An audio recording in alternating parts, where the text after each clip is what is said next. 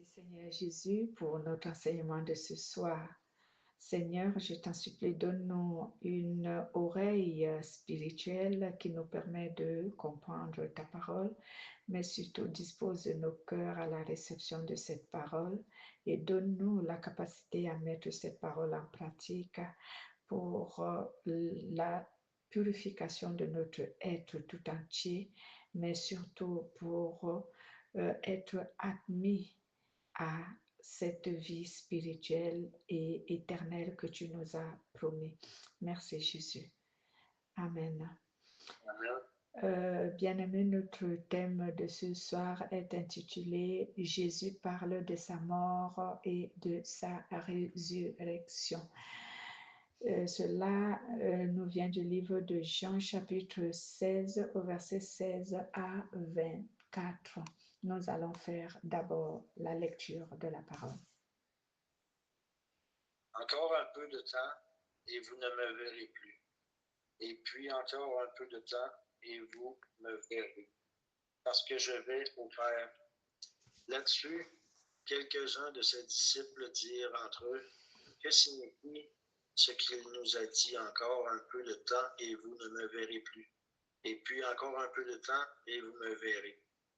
Et parce que je vais au Père, il disait donc, que signifie ce qu'il dit? Encore un peu de temps, nous ne savons de quoi il parle. Jésus connut qu'ils voulaient l'interroger. Et il leur dit, vous vous questionnez les uns les autres sur ce que j'ai dit. Encore un peu de temps et vous ne me verrez plus. Puis encore un peu de temps et vous me verrez. En vérité, je vous le dis, vous pleurerez et vous vous lamenterez, et le monde se réjouira. Vous serez dans la tristesse, mais votre tristesse se changera en joie. La femme, lorsqu'elle enfante, éprouve de la tristesse, parce que son heure est venue. Mais lorsqu'elle a donné le jour à l'enfant, elle ne se souvient plus de la souffrance, à cause de la joie qu'elle a de ce qu'un homme est né dans le monde.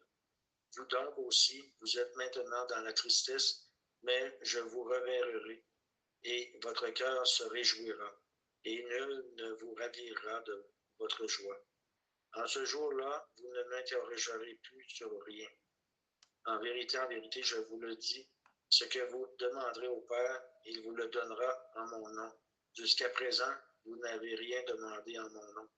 Demandez et vous recevrez, afin que votre joie soit parfaite. Amen. Ce jour-là, vous me poserez plus de questions. Vous ne me poserez plus de questions. Oui, je vous le dis, c'est la vérité.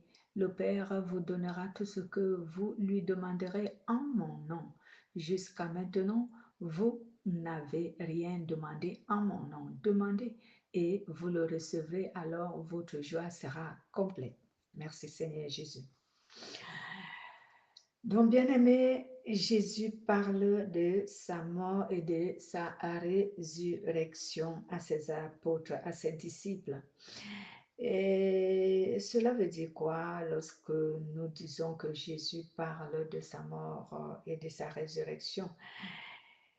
Et lorsqu'il dit, d'ici peu, vous ne me verrez plus. Puis, un peu de temps, vous me reverrez. Vous me verrez. Il parlait de leur séparation temporaire parce que Jésus devait se sacrifier pour l'humanité, donc il devait mourir et il devait s'absenter pendant quelque temps. Pendant quelque temps. On parlait ici de 3 jours dans le sépulcre. Après 3 jours, il a fait encore quelque temps. Après, il a apparu à ses apôtres. Dans ce laps de temps qui faisait peut-être 3 jours et plus, voilà, parce que Jésus a fait 3 jours, il est ressuscité, mais ce n'est pas aussitôt qu'il est revenu auprès de ses disciples. Il a fait quelques jours, 2 ou 3, bon, on n'a pas énuméré ça dans la Bible. Après, il les a apparus en revenant vers eux. Donc, ici, Jésus leur disait donc de qu'ils doivent dans leur conscience se préparer à cette séparation temporaire. Vous savez que nous, les êtres humains, souvent, la séparation provoque des douleurs, une émotion négative, moi je peux le dire, en nous. Donc, lorsqu'il y a une séparation, cela provoque des douleurs et ces douleurs, quelquefois, sont insupportables ou incontrôlables, où certaines personnes perdent leur patience, hein, et ils manifestent négativement lorsqu'il y a une séparation. Et une telle séparation telle que la mort, bien que Jésus affirmait qu'il devait ressusciter le troisième jour, euh, les apôtres n'ayant pas vu cela auparavant, que quelqu'un meurt et il ressuscite, bien qu'ils avaient confiance en Jésus, bien qu'ils savaient qu'il disait la vérité, qu'il allait ressusciter, mais il y avait ce doute, hein, ce manque de confiance en eux-mêmes qui faisait en sorte que lorsque Jésus parlait de cette séparation, il se sentait mal. Il se sentait mal. Je me souviens même qu'il y a un passage où lorsque Jésus dit, parle de sa mort, je crois dans le livre de Matthieu, l'apôtre Pierre dit à Jésus que à Dieu ne plaise que cela t'arrive. Et Jésus dit à Pierre, éloigne-toi de moi, Satan, parce que l'apôtre Pierre n'avait pas compris que la mort de Jésus était plutôt un avantage et une bénédiction pour l'humanité tout entière, parce que Jésus devait mourir pour aller sauver l'humanité. À un moment donné, donc, à cause de la chair, hein, l'apôtre Pierre a dit à Jésus, à cela ne plaise que tu meurs. Alors que c'est pour cela que Jésus est venu. Il est venu mourir pour que l'humanité soit sauvée. Et c'est là où Jésus lui avait dit, éloigne-toi de moi, Satan. Arrière de moi, Satan.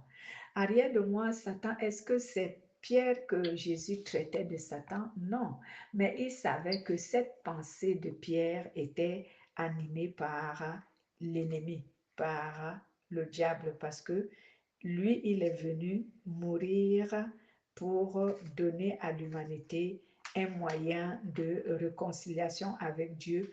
Comment donc cela se faisait-il que Dieu ne soit pas d'accord qu'il puisse accomplir cette délivrance? Donc, voici comment la séparation peut amener certaines personnes, hein. Vous trouverez ce que je venais de dire sur Matthieu chapitre 16. Hein, Matthieu chapitre 16, vous pouvez lire à partir du verset 21 jusqu'au verset 23, hein, où Jésus dit, je cite, Jésus commença dès lors à montrer à ses disciples qu'il lui fallait aller à Jérusalem, souffrir beaucoup de la part des anciens, des principaux sacrificateurs et des scribes, être mis à mort et ressusciter le troisième jour. Pierre le prit à part et se mit à lui faire des reproches en disant, à Dieu ne plaise, Seigneur, cela ne t'arrivera pas. Mais Jésus se retourna et dit à Pierre, arrière de moi, Satan, tu es pour moi un scandale, car tes pensées ne sont pas celles de Dieu, mais celles des hommes. Donc, écoutez bien et vous-même comprenez ce passage.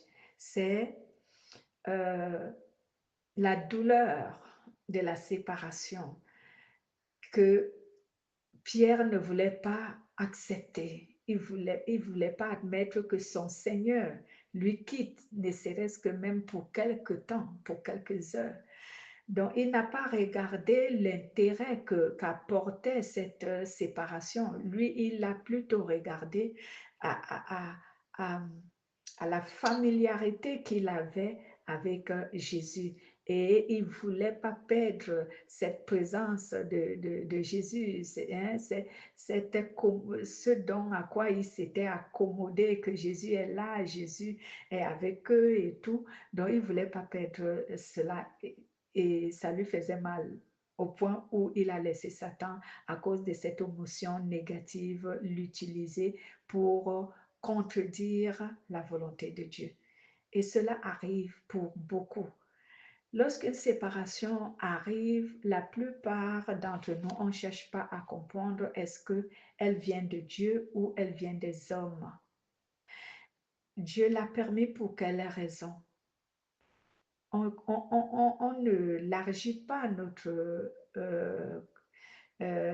intelligence ou notre sagesse pour essayer de comprendre. On condamne, on agit mal et en fin de compte, on se met contre la volonté de Dieu, quelquefois sans le savoir, quelquefois même en le sachant. On se met contre la volonté de Dieu. Voici donc pourquoi Jésus, pour ne pas que les apôtres perdent pied, pour ne pas que les apôtres se refroidissent dans la foi, il a il a préféré leur avertir de son départ, de cette séparation temporaire, parce que c'était temporaire. Cette séparation. Et Jésus savait donc que la séparation dont il annonçait à ses apôtres était quelque chose de douloureux et que cela pouvait les désamorcer leur foi, cela pouvait les faire souffrir. Alors il leur a préparé donc à ça en leur annonçant cela et en leur faisant savoir que c'est périodique, ne vous inquiétez pas, ne soyez pas tristes, voilà, mais gardez ma parole en vous et soyez heureux parce que la mort et la résurrection dont je dois assumer ou dont je dois accomplir, cela est une bénédiction pour vous et non seulement pas pour vous seul, mais pour l'humanité tout entière.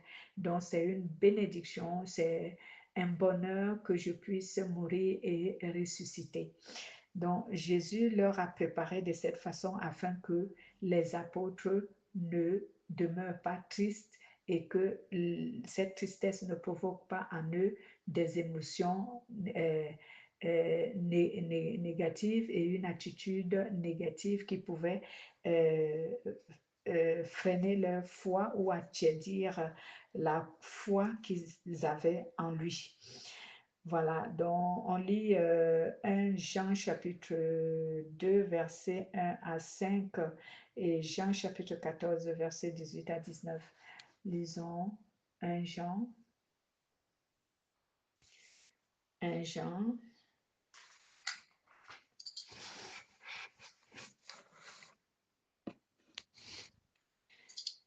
Si vous êtes à la page déjà, vous faites la lecture. Si vous n'êtes pas, je vais faire la lecture. Mes petits enfants, je vous écris ces choses afin que vous ne péchiez point. Et si quelqu'un a péché, nous avons un avocat auprès du Père, Jésus-Christ, le juste. Il est lui-même une victime expiatoire pour nos péchés, non seulement pour les nôtres, mais aussi pour ceux du monde entier. Amen. Donc, ici, la Bible déclare que Jésus fortifie donc ses disciples, parce que je ne peux pas dire seulement ses apôtres, parce que tous ses disciples étaient là, ses disciples en leur faisant connaître que sa mort et sa résurrection étaient une bénédiction pour tout le monde, pour le monde entier et en particulier pour ceux qui croient en Jésus-Christ, où l'apôtre Jean nous le confirme ici dans ses lettres de 1 Jean chapitre 2 verset 1 à 5, qui nous dit: mes frères, mes petits enfants, je vous écris ceci afin que vous ne péchiez pas. Si quelqu'un pêche, nous avons un avocat auprès du Père, le Christ Jésus. Il est lui-même victime expiatoire pour nos péchés, non seulement pour les nôtres, mais aussi pour tous ceux du monde entier. À ceci, nous reconnaissons que nous l'avons connu si nous gardons ses commandements. Celui qui dit « je l'ai connu » et qui ne garde pas ses commandements est un menteur et la vérité n'est pas en lui. Mais celui qui garde sa parole, l'amour de Dieu est vraiment parfait en lui. À ceci, nous reconnaissons que nous sommes en lui. À ceci, nous reconnaissons que nous sommes en Jésus, que nous sommes un en Jésus. Bon, lisons également Jean chapitre 14, verset 18 à 19, autant pour moi. Je ne vous laisserai pas orphelins, je reviendrai vers vous dans peu de temps. Le monde ne me verra plus, vous me verrez vivant et vous vivrez vous aussi. Amen. Donc Jésus dit à ses apôtres, je ne vous laisserai pas orphelins, je reviendrai vers vous. Le monde, lui, il ne me verra plus, mais vous me verrez vivant parce que vous vivez en moi. Vous vivez en moi. Jean, lui, il nous a dit ici au verset 5, mais celui qui garde sa parole, l'amour de Dieu est vraiment parfait en lui. À ceci, nous reconnaissons que nous sommes en lui, nous sommes en Jésus. Et dans l'évangile, il dit ici que vous me verrez vivant et vous vivrez aussi. Que veut dire ces récits, ces paroles? Jésus dit ceci à ses apôtres, à ses disciples. Pourquoi? Parce que il devait demeurer en chaque croyant par l'Esprit, je veux dire. Il devait ou il demeure en chaque croyant qui croit en lui par l'Esprit. C'est pourquoi il disait, le monde ne me verra plus, parce qu'il ne sera plus dans la chair. Après avoir accompli le sacrifice qui sauve l'humanité, et après 40 jours, il monte au ciel, il n'est plus dans le corps de la chair, il reviendra par l'Esprit pour maintenant être avec ceux qui croient en lui. Donc, c'est pourquoi il disait, le monde, lui, il ne le verra plus parce qu'il ne sera plus dans le corps de la chair, mais il sera dans l'Esprit. Et nous qui croyons en lui, nous le verrons parce qu'il vivra en nous. Il parle donc de l'Esprit qu'il devait donner, le Saint-Esprit qui devait venir, qui est l'Esprit de Jésus qui devait venir demeurer en tous ceux qui croient en Jésus-Christ pour que entre eux et Jésus-Christ, il soit toujours un, qu'il y ait toujours ce lien, cette communion qui fait en sorte que le croyant en Jésus-Christ et Jésus-Christ deviennent un par l'Esprit Saint qui vit en nous, qui vit en tous ceux qui croient en Jésus-Christ. Alors, les pharisiens ne pouvaient pas comprendre cette parole, mais Jésus a veillé à ce que les disciples, qui sont ses disciples, comprennent cette parole afin qu'ils ne perdent pas la foi. Alors, Jésus leur prend un exemple. Il leur prend un exemple que je vais ici lire. Il leur prend un exemple en leur disant, une femme, verset 21, Jean 16, quand une femme va accoucher, c'est le moment pour elle de souffrir. Mais quand l'enfant est né, elle ne se souvient plus de sa souffrance. Elle est dans la joie parce qu'elle a mis un enfant au monde. Vous aussi, maintenant, vous êtes triste, mais je vous reverrai. Alors votre cœur sera dans la joie et cette joie, personne ne pourra vous l'enlever. Amen. Cette joie, personne ne pourra vous l'enlever. Dans le bonheur que les disciples de Jésus-Christ bénéficiaient sur la mort et sa résurrection est le fait que le Saint-Esprit devait venir sur eux. C'est ça le bonheur que Jésus leur faisait connaître ici, que maintenant vous êtes comme une femme qui est en train d'accoucher. Donc, les douleurs de l'enfantement dérangent. Hein? Les douleurs de l'enfantement la rend triste. Bon, vous êtes triste parce que ma séparation avec vous vous rend triste. Mais lorsque j'aurai accompli tout ce qu'il faut et que je reviens vers vous, alors vous n'allez plus vous rappeler de cette tristesse que vous avez vécue temporairement pendant mon absence. Vous serez heureux pour toujours parce que je serai avec vous éternellement. Je serai avec vous éternellement. Donc vous serez comme cette femme qui a maintenant tenu son enfant entre ses mains. Elle ne se souvient plus de la douleur de l'enfantement. Elle est maintenant heureuse parce qu'elle tient entre ses mains son enfant. Son enfant comble son cœur. Et l'esprit donc que je vous donne et qui sera avec vous, qui est moi, mais en esprit, vous comblera afin que vous n'ayez plus la tristesse que je ne suis pas avec vous, mais vous saurez que je suis avec vous maintenant par l'Esprit et vous serez heureux parce que je serai toujours avec vous et que vous ne serez jamais seul.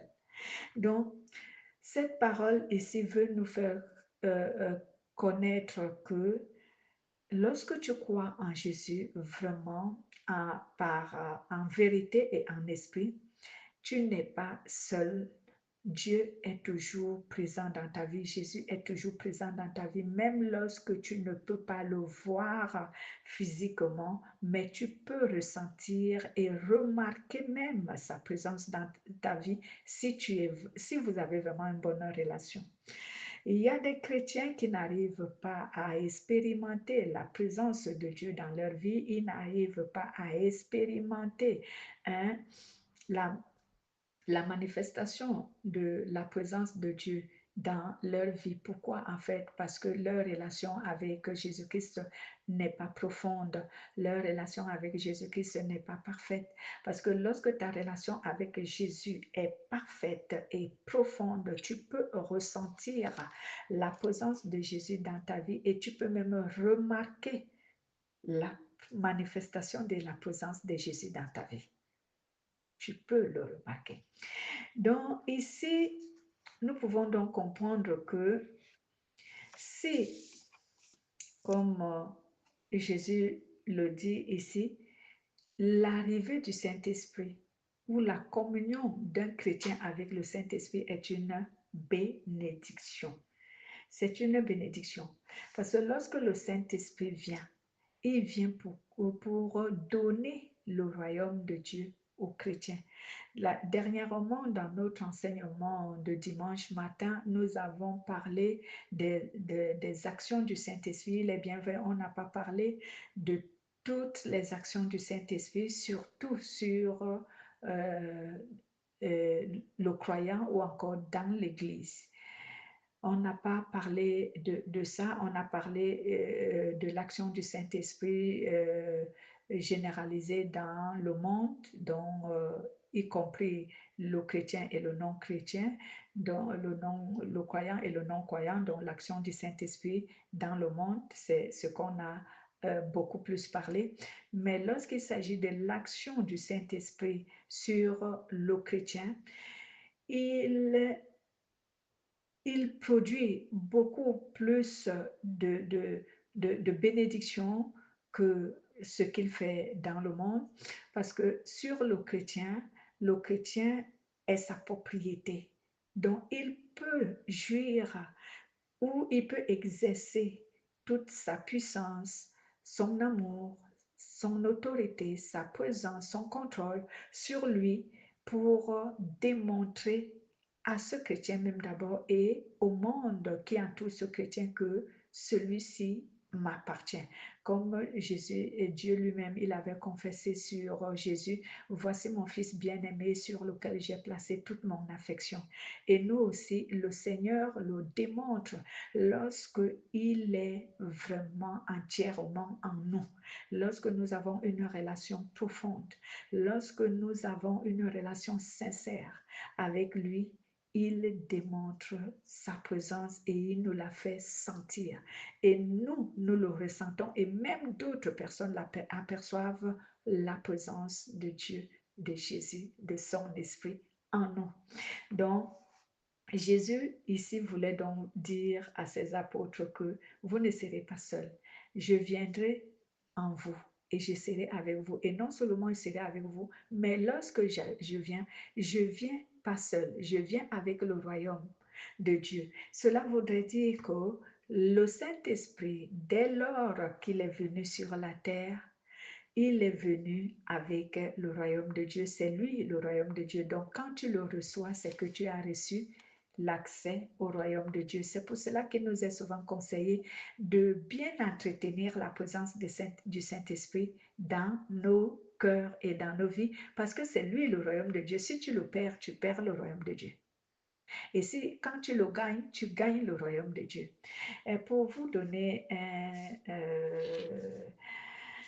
euh, vous témoignez cela clairement. On va un peu lire Matthieu chapitre 12 au verset 28 qui atteste que lorsque le Saint-Esprit manifeste, lorsqu'il vient en toi, il vient pas seul, il vient avec le royaume. Lorsque tu l'obtiens, tu as obtenu le royaume de Dieu. Matthieu 12, verset 28. Matthieu 12. Allez-y, faites la lecture, bien-aimé. Mais si c'est par l'Esprit de Dieu que je chasse les démons, le royaume de Dieu est donc venu vers vous. Mhm. Amen. Si c'est par l'Esprit que moi, je chasse les démons, sachez que le royaume de Dieu est venu vers vous. Laissez-moi lire un peu la version de Parole de vie. Voilà, toujours Matthieu chapitre 12, verset 28, qui nous dit ceci, je cite, « Mais moi, c'est par l'Esprit de Dieu qui me donne le pouvoir de chasser les esprits mauvais. Le royaume de Dieu est donc arrivé jusqu'à vous. » C'est la partie B qui m'intéresse. Donc, si je chasse les démons par l'Esprit Saint, sachez que le royaume de Dieu est venu par vous. Donc, Jésus voulait dire à ceux qui contredisaient la puissance de Dieu avec laquelle il chassait les démons, en lui attribuant cette accusation, hein, en l'accusant qu'il chassait les démons par Bézébuth, Jésus voulait leur dire que si j'ai le pouvoir de chasser les démons, je ne le chasse pas avec ma propre puissance ou par ma propre autorité, mais l'autorité me vient de Dieu qui chasse les démons. Et ce Dieu qui chasse les démons, c'est le Saint-Esprit. Donc, si le Saint-Esprit est déjà ici sur la terre, sachez que le royaume de Dieu est déjà au milieu de vous. Voilà. Donc, nous revenons sur Jean 16. Jésus voulait donc faire connaître à ses disciples que si je ne meurs pas et que je ne ressuscite pas, vous n'aurez pas le royaume de Dieu. Parce que le Saint-Esprit ne viendra pas vers vous. Et s'il ne vient pas, il n'y aura pas le royaume de Dieu. Jésus, lui, il a amené la parole du royaume. Mais le royaume de Dieu n'était pas encore donné aux hommes.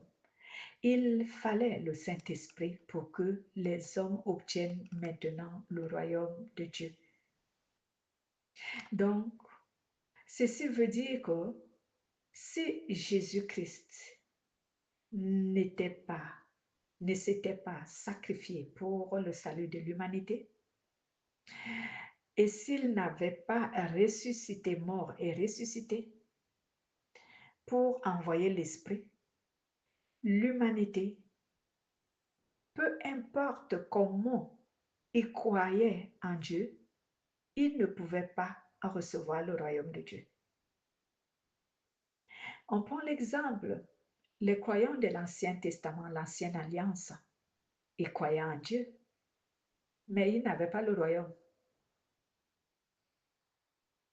Et pourtant, ils croyaient en Dieu. Mais ils n'avaient pas le royaume. Pourquoi? Parce qu'ils n'avaient pas l'Esprit. Ils n'avaient pas le Saint-Esprit. Donc, ils ne pouvaient pas obtenir le royaume. Donc, il fallait donc que Jésus-Christ accomplisse d'abord le sacrifice qui sauve l'humanité, ce qui était un blocage qui empêchait le royaume de Dieu de venir au milieu des hommes. Et toutefois que l'humanité n'avait pas encore été justifiée, le royaume de Dieu ne pouvait pas venir au milieu des hommes. Ou encore, le royaume de Dieu ne pouvait pas être donné aux hommes. Donc, il fallait d'abord que Jésus enlève le voile, l'inimitié qui séparait les humains de Dieu en faisant quoi? En accomplissant la justification des hommes par la croix, par sa mort et sa résurrection sur la croix. C'est cela le sacrifice qui ôte le voile, c'est cela le sacrifice qui détruit l'inimitié, afin que maintenant le royaume de Dieu puisse venir au milieu des humains. Voici donc pourquoi j'entre souvent dans ce genre d'édification pour essayer d'éveiller un peu l'amour des croyants envers Jésus, pour que lorsque tu pries, que tu es dans ton esprit, dans ton cœur, la connaissance et même la connaissance de la valeur du sacrifice de Jésus. Cela peut te pousser à prier, à t'adresser à lui avec beaucoup plus d'amour, avec beaucoup plus d'humilité et avec beaucoup plus d'émotions positives. Parce que souvent, les chrétiens, quelquefois, ils prient comme s'ils chantaient, ils sont pas concentrés, ils ne sont pas touchés en ce qu'ils disent à Dieu. Mais lorsque tu réalises que tu ne pouvais pas obtenir le royaume de Dieu si Jésus n'avait pas justifié l'humanité, tu vas donc réaliser quel était l'impact de ce sacrifice. Tu vas réaliser quelle est la valeur de ce sacrifice. Parce que sans ce sacrifice, l'être humain n'allait pas obtenir le royaume. Pendant la période où Dieu a donné sa vie à la résurrection, il y a un espace de 3 jours entre la mort du corps et la résurrection. L'Esprit de Dieu est allé parmi les morts pour justement donner la chance à ceux qui n'avaient pas reçu l'Esprit Saint de pouvoir obtenir le royaume de Dieu. C'est ça? Comprends-tu bien? Oui, je pense que je comprends ta question. L'apôtre Pierre nous donne souvent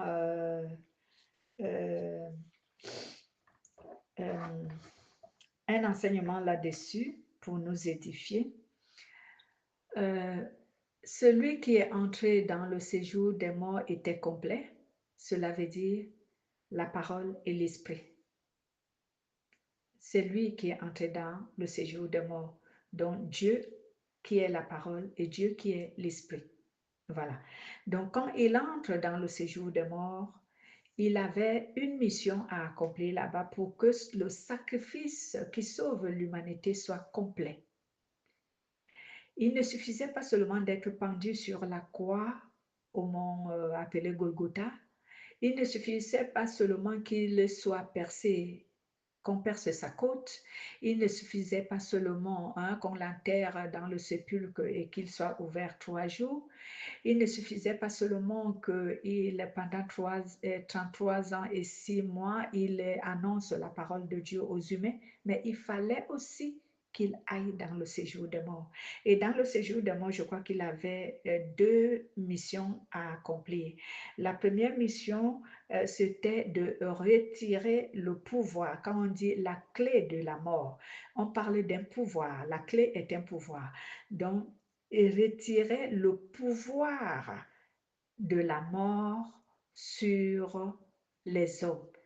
Et ce pouvoir, celui qui le détenait, c'est le diable. Ce pouvoir de la mort est le symbole de quoi? Est le symbole de la puissance que le diable avait de maintenir captifs les êtres humains au péché. Je ne parle pas du pouvoir qu'il a à d'influencer les êtres humains pour les soumettre au péché. C'est autre chose. Parce que les pouvoirs diffèrent. Le diable avait le pouvoir d'emprisonner les êtres humains au péché, donc dans le péché, pour que ceux-ci n'en sortent pas, pour que ceux-ci n'aient pas le pouvoir de vaincre le péché. Le diable avait ce pouvoir. C'est ce pouvoir que Jésus lui a retiré. Ce n'est pas le pouvoir d'influencer l'être humain pour le soumettre au péché. Non, ce pouvoir, Jésus ne lui a pas retiré ce pouvoir. Il faut bien qu'on comprenne certaines choses. Parce que sinon, l'être humain n'allait plus être influencé à commettre le péché aujourd'hui. Si Jésus lui avait retiré le pouvoir de l'influence qu'il a sur les humains pour les soumettre au péché. Donc, le diable a toujours le pouvoir d'influencer l'être humain pour le soumettre au péché. Mais le pouvoir qu'il n'a plus et qu'il ne détient plus, c'est de tenir captif l'être humain dans le péché. Pourquoi il n'a plus ce pouvoir? Parce que ce pouvoir-là, Jésus, dans le séjour des morts, il le lui avait retiré. La mort de Jésus sur la croix annule ce pouvoir, réduit à néant ce pouvoir. Donc le diable ne peut plus tenir quelqu'un captif aujourd'hui au péché. Si tu es captif du péché, ce n'est plus le pouvoir du diable qui te maintient captif au péché, c'est ta volonté de ne pas abandonner le péché. Mais tu es libre. Aujourd'hui, tu es libre. Si tu prends la décision de vaincre le péché, tu vas le vaincre avec l'aide du Saint-Esprit. Si tu n'as pas la volonté, ça non plus, Dieu ne te l'impose pas. Tu ne vaincras pas le péché. Donc, ce pouvoir, aujourd'hui, Jésus l'a retiré à Satan. Et Satan ne peut plus nous tenir prisonniers du péché. Mais il peut toujours influencer. Et toujours est-il que je prends des exemples.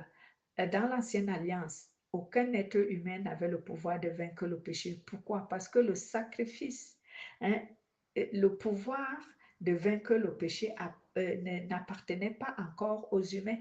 Jésus ne leur avait pas encore donné ce pouvoir. Cela voudrait dire que Jésus n'avait pas encore retiré à Satan ce pouvoir.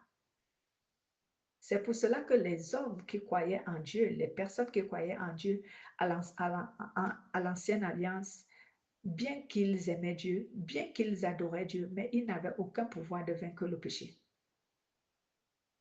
Et tous ceux qui meurent accidentellement, puis qui ne sont pas des enfants de Dieu, qui ne sont pas de Dieu, ils font. Qu'est-ce qui se passe avec eux? Attends, je vais répondre à cette question parce que je n'ai pas encore fini avec la première. Donc, j'ai parlé d'abord de la première chose, ou la première mission que Jésus est allé accomplir dans le séjour des morts. Donc, le premier, c'est de retirer à Satan le pouvoir de maintenir les gens dans le péché. Et la deuxième mission, c'était d'annoncer la parole de Dieu à ceux qui sont morts sous la loi, c'est-à-dire à l'époque de l'ancienne alliance, afin que quiconque croira en cet évangile que Jésus leur annonce là-bas dans le séjour des morts, que eux aussi ils soient sauvés. Nous pouvons lire 1 Pierre chapitre 3 verset 18. Bon, on peut s'arrêter jusqu'au verset 20. Et en plus, nous lirons chapitre 4, verset 6, disons. Donc, je lis rapidement. En effet, Christ aussi est mort une seule fois pour les péchés, lui juste pour les injustes, lui juste pour des injustes, afin que vous amenez à Dieu, afin de vous amener à Dieu. Mis à mort selon la chair, il a été rendu vivant selon l'esprit. C'est par cet esprit, donc par cet esprit, il a aussi, pardon, excusez-moi, par cet esprit, il est aussi allé prêcher aux esprits en prison qui avaient été rebelles autrefois lorsque la patience de Dieu se prolongeait au jour où Noé construisait l'arche dans laquelle un petit nombre de personnes, c'est-à-dire 8, furent sauvées à travers l'eau. Donc, si tu continues, il dit, c'est une figure du baptême qui vous sauve à présent et par lequel on ne peut se débarrasser pas de, pas de la souillure de la chair, mais qui est la demande et qui est adressé à Dieu d'une bonne conscience par la résurrection de notre Seigneur Jésus-Christ. Et au verset de 1 Pierre chapitre 4, verset 6 nous dit ceci. C'est pour cela, en effet, que les morts aussi ont été évangélisés afin qu'après avoir été jugés selon les hommes, quant à la chair, ils vivent selon Dieu quant à l'esprit. Voilà. Donc, au verset ici de 1 Pierre chapitre 3, à partir du verset 19, il nous dit que c'est par l'esprit. Il est aussi prêché, il est allé prêcher aux esprits qui étaient en prison ou dans le séjour des morts. Et au verset de 1 Pierre chapitre 4, verset 6, il nous dit, c'est pourquoi il est allé aussi évangéliser ceux qui étaient dans le séjour des morts, afin que ceux qui croiront soient sauvés. Donc, voici les deux missions que Jésus a accomplies dans le séjour des morts. Arracher à Satan le pouvoir qui lui permettait de maintenir captifs les êtres humains au péché. Et cela, on a la référence de Hébreux chapitre 2 au verset 14 qui nous dit, ainsi donc, puisque les enfants participent au sang et à la chair, lui aussi, d'une manière semblable, y a participé afin d'écraser par sa mort celui qui détenait le pouvoir de la mort, c'est-à-dire le diable. Voici comment Jésus a accompli donc la mission.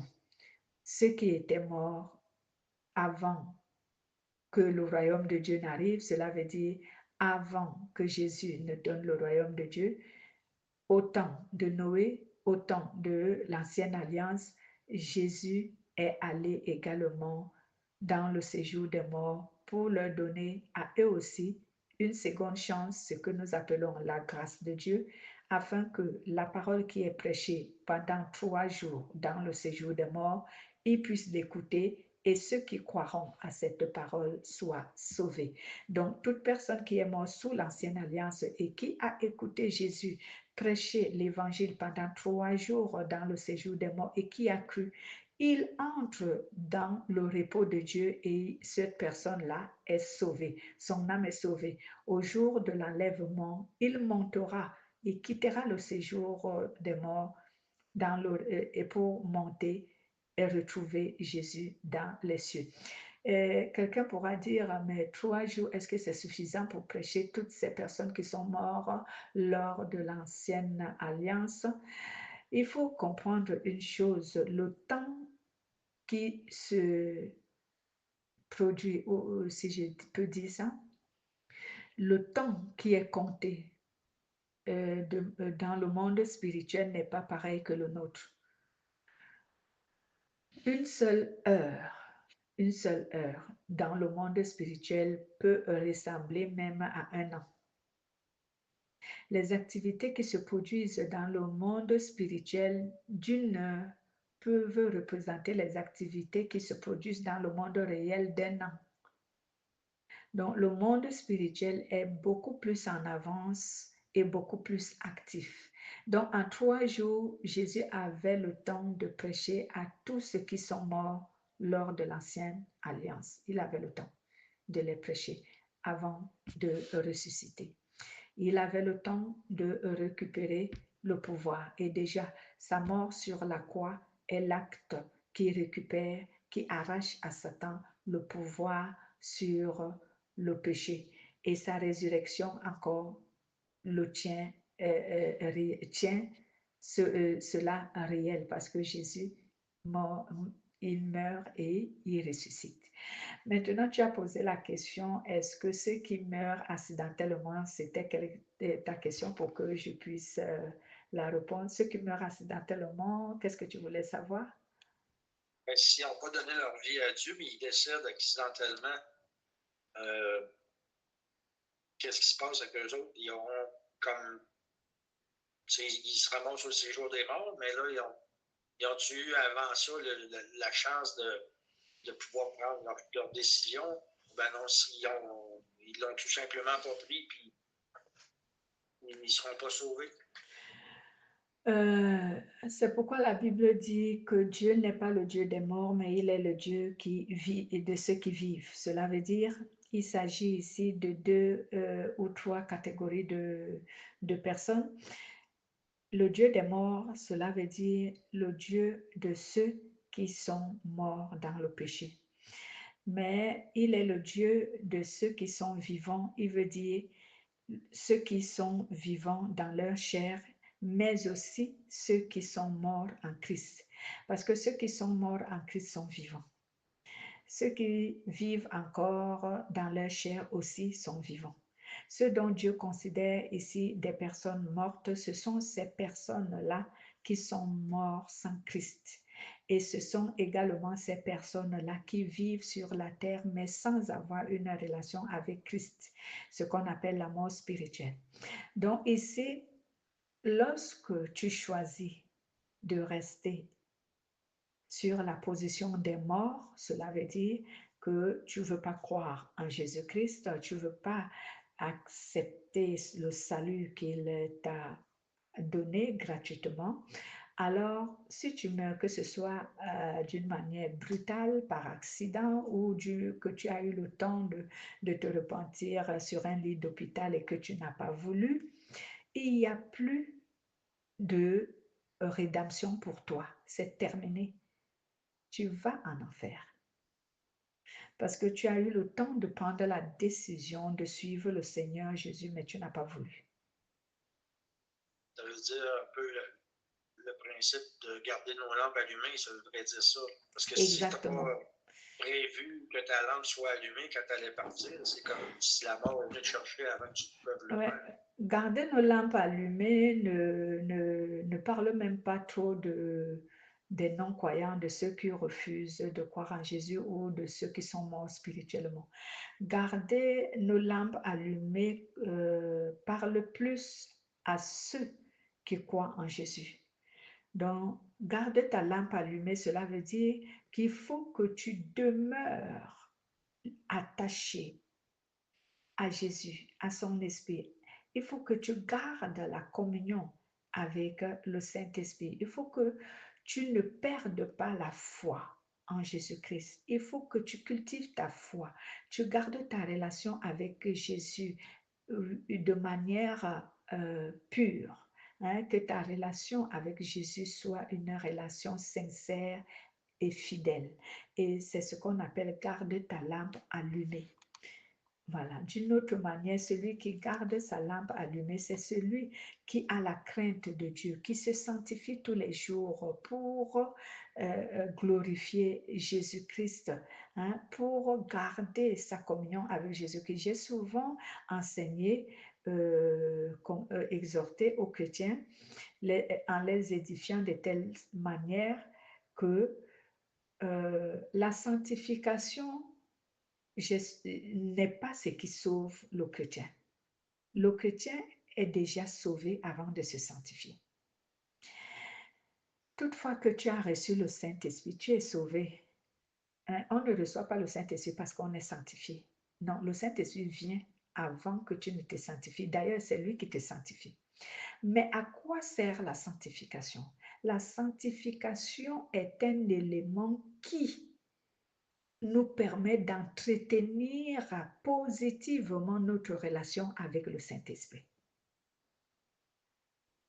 Donc, la sanctification, c'est pour entretenir notre relation avec le Saint-Esprit, c'est pour conserver notre relation avec le Saint-Esprit, c'est pour que nous restions en bon terme avec le Saint-Esprit. C'est à cela que sert la sanctification. Ce n'est pas la sanctification qui nous sauve, mais elle nous permet de rester en bon terme avec le Saint-Esprit jusqu'à la fin. Mais maintenant, au cas où un chrétien quitte la sanctification et qu'il redevient profane, cela veut dire celui qui désobéit à Dieu, maintenant, il va se passer que sa communion avec le Saint-Esprit va se rompre. Le lien qu'il avait avec le Saint-Esprit va se rompre. Parce que ce qui entretient notre relation ou notre lien avec le Saint-Esprit, c'est la sanctification. Si nous quittons la sanctification, nous rompons notre lien avec le Saint-Esprit et il peut s'en aller. Il y a les chrétiens qui enseignent que le Saint-Esprit ne part pas, que peu importe comment tu te conduis, le Saint-Esprit restera en toi, mais ce n'est pas la vérité. On ne doit pas vous séduire. Le Saint-Esprit, lorsqu'il n'est plus entretenu, lorsque tu n'entretiens plus ta relation avec lui comme il se doit, il va te quitter. Il va partir. On ne sait pas quand il part, mais il va partir. Mais comme c'est un Dieu patient, c'est pour ça qu'on ne sait pas à quel moment il part. Parce que c'est un Dieu patient. Il peut te permettre, te donner du temps, te parler, t'interpeller, te conseiller. Hein, il parle à ton cœur, à ton cœur. Tu n'es pas en bon terme avec moi, il faut que tu corriges cela et tout. Il va parler pendant vraiment longtemps, je peux dire. Mais un beau jour, tu vas te rendre compte, si tu as la grâce, tu vas te rendre compte que cette voix s'est éteinte. Tu n'as plus de reproche. Tu vis maintenant tes péchés, ta vie pécheresse comme tu le veux et il n'y a plus de reproche. Tu n'attends plus, si je peux donner un peu des exemples, tu n'as plus de remords sur le mal que tu fais. Tu n'as plus des inquiétudes sur le péché que tu commets. Tu n'as plus de ressenti sur le péché que tu commets. En tout cas, rien ne te reproche dans ton cœur. Tu es paisible. Tu redonnes le pouvoir à Satan de... Non, ce n'est même pas que tu redonnes le pouvoir à Satan. Satan a pris le contrôle de ta vie déjà. Il a tout pris le contrôle. Il te contrôle. Tu es sous son contrôle. Donc, même quand tu commets de péché, il n'y a plus de remords, il n'y a plus de culpabilité. Tu ne ressens même plus de culpabilité, ni de remords, ni de regrets, rien. Où tu vois certains chrétiens, ils pêchent et ça ne l'inquiète pas. Tu n'as plus d'inquiétude. Alors que le chrétien dont le Saint-Esprit continue à parler, lorsqu'il commet un péché, il s'inquiète. Le Saint-Esprit parle à son cœur. Il lui montre le péché qu'il a commis et ce chrétien s'inquiète, ce chrétien a la crainte, ce chrétien tremble Hein, ce chrétien, quelquefois, il se culpabilise, hein, et le Saint-Esprit lui montre ce qu'il faut faire pour quitter cette culpabilité, pour corriger cette situation et tout. Mais un chrétien qui a perdu le Saint-Esprit, il ne ressent plus rien. Il ne ressent plus rien, ni de culpabilité, ni de regret, ni de remords, ni de tristesse. Quand il a commis un péché, il n'est plus triste. Tout est calme, silencieux. Il se dit même que sa vie est parfaite maintenant, alors que le Saint-Esprit est parti et le diable a pris le contrôle de sa vie. Et oui, c'est ça. C'est comme ça qu'on ressent qu'on n'a plus le Saint-Esprit. Parce qu'on n'est plus, on pêche sans être triste, on pêche sans regretter, on pêche sans même réaliser quelquefois qu'on a péché. Même quand on réalise, mais on n'est pas triste, on ne regrette pas. Voilà. C'est que tu n'as plus le Saint-Esprit, il est parti. Tu es maintenant tout seul, tu es vide. Voilà, donc Jésus a donc voulu fortifier les disciples afin qu'ils ne soient pas tristes et qu'ils ne perdent pas la foi. Il voulait les motiver à garder la parole qu'il les a donnée en attendant que le consolateur, le Saint-Esprit, vienne en eux et sachant que obtenir le Saint-Esprit, c'est obtenir le royaume de Dieu. Donc, il voulait les encourager à être patients tout en sachant que sa mort et sa résurrection étaient plutôt une bénédiction et une délivrance pour l'humanité, mais surtout pour ceux qui croiront en lui. Voilà, c'était ça notre enseignement d'aujourd'hui. Est-ce qu'il y a d'autres questions? C'est beau. Amen. Que Dieu soit loué au nom de Jésus-Christ.